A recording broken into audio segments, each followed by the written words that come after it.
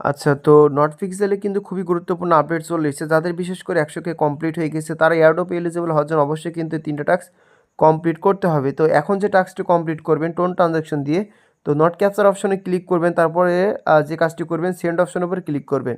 তো সেন্ড অপশনের উপর ক্লিক করলে সরাসরি আপনাদের কিন্তু টোন ওয়ালেটের ভিতর নিয়ে চলে যাবে। তো টোন কিউর ওয়ালেটে নিয়ে যাওয়ার পরে এখানে আপনারা একটা ট্রানজ্যাকশন করে দিবেন।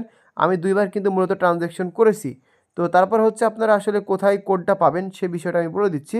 তো সাকসেসফুল হওয়ার পরে চলে যাবেন আপনাদের সরাসরি টোন কিপার ওয়ালেটে। তো টোন কিপার ওয়ালেটে যাওয়ার পরে এই যে দেখতে পাচ্ছেন আপনারা সরাসরি হিস্টোরিতে যাওয়ার পরে পরবর্তীতে, তো হিস্টোরিতে যাবেন, হিস্টোরিতে যাওয়ার পরবর্তীতে যে ট্রানজ্যাকশনটা করলে ওই ট্রানজ্যাকশনের নিচে দেখবেন এরকম কোড থাকবে।